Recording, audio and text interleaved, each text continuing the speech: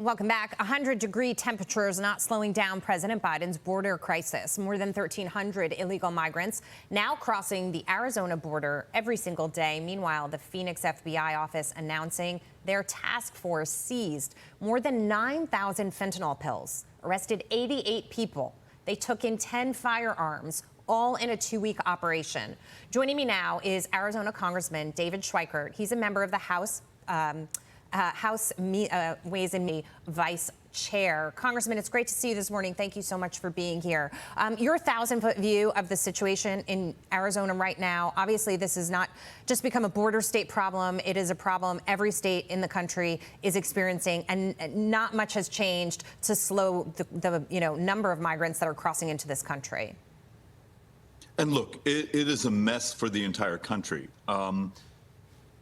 When Phoenix has basically become the fentanyl distribution center for much of the country, we hear stories that we functionally have a dead homeless person almost every day, and substantially because of fentanyl. Fentanyl, the price has just crashed because it's so available. And you have to start thinking about this border policy when you import millions and millions of folks who you've imported stunning amounts of poverty, stunning amounts of drugs, and now you start to see just the mess in our communities. You wonder what this administration is just thinking. What are they thinking? Because I've racked my brain over and over to try to understand why they would want more drugs in this country. If they're humanitarians, why they would want human trafficking and all the criminal activity that's happening, why they would want the Mexican cartels to be able to, profit from this scheme of bringing people over, the coyotes, while we're suffering here in this country and draining taxpayer dollars to pay for people who are here illegally. Trying to understand why this is happening is really difficult. The only conclusion I can come to is, especially as the migrants are fanning out across the country, you change the demographics slowly, eventually, as policies will change and all these people will have children and they will be able to vote. Jackie, I don't have a brilliant answer because there's some actually old academic studies. It said one of the cruelest things you can do to the working poor of the country is import millions and millions of additional working poor, because it takes functionally a decade plus for wages to start to come back. Someone I'm close to has an operating theory that the left is just embarrassed. They're afraid to admit that their policies have been an absolute disaster. It's the arrogance of their unwillingness to say, look what we've done to communities in our neighborhoods. But go into almost any big city right now, and fentanyl is almost free. Yeah. And there's even the new types of synthetic drugs, what they've done to meth and other things. The addiction problem out there, these aren't like the old organic drugs. These things are brutal. Arizona Senator Kyrsten Sinema says that she's, quote, livid about New York City receiving $100 million in federal aid to help with the migrant crisis here before Arizona or Texas. Watch this. When I hear from folks in other parts of the country say, oh, it's hard, our shelters are overwhelmed. Yeah, come live a day in the life of Yuma, Somerton, or San Luis. What we're experiencing here in Arizona is matched only by what folks are experiencing in southern Texas. So, Congressman, she says that the money is being allocated this way because the Senate Majority Leader and the House Minority Leader are both from New York. Clearly, we do have a problem here in New York City. It's a sanctuary city, and Adams keeps asking for federal funding. I mean, I don't blame the border states who were the first ones to have the problem and continue to have it, to sort of feel like they've been neglected through this process. Your thoughts? Yeah, look, this has been a process of brutalizing Texas, brutalizing Arizona. And it's like this arrogance of, well, New York City votes for Democrats, give them the cash.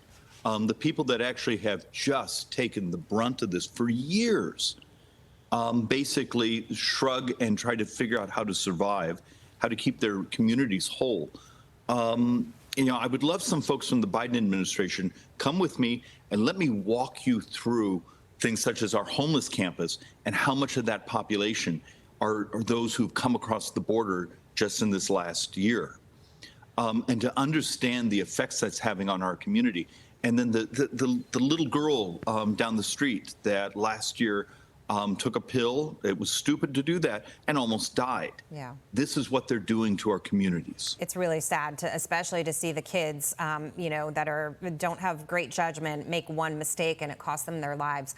Joe, jump in. Congressman Joe Pinion here. I think, again, what you're talking about, the economic brutality of these Democratic policies and masquerading as compassion, I think it goes beyond even the money that Senator Sinema's talking about. Talk to us a little bit about this kind of systemic effort to prevent your state and other states from doing anything about the border crisis, from the DOJ suing Arizona for those makeshift shipping container wall that they were able to construct. Now Texas being sued because of the buoys. It seems every time southern states try to fill the void here for the government, the Biden administration says you're not allowed to do so.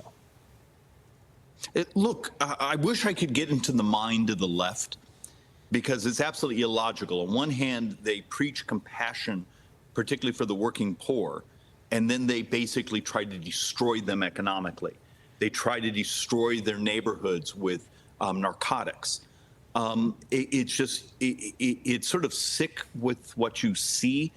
And when the states like Arizona tried to step up and defend itself, they sicked the Department of Justice on us. This has actually just become lunacy coming from this administration. You're not the only one who got the DOJ sicked on you for speaking up. Former President Trump is now calling for the judge that's overseeing his January 6th criminal case to be removed. He also wants to see that trial moved from Washington, D.C. to West Virginia. President Trump's attorney, Alina Habba, joining Maria on Sunday Morning Futures. Watch this. What is President Trump's response to all of this? This is not America. This is not how you fight your political opponents, because you can't win on issues and you can't win on policies. Your borders are going to hell.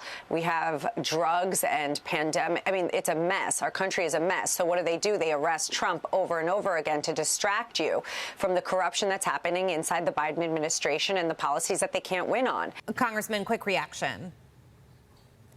Look, you're living in a country that's borrowing $63,000 a second.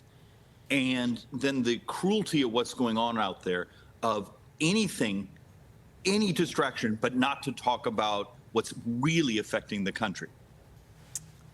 Congressman David Schweikert, great to see you this morning. Thank you so much, and good luck to you, sir.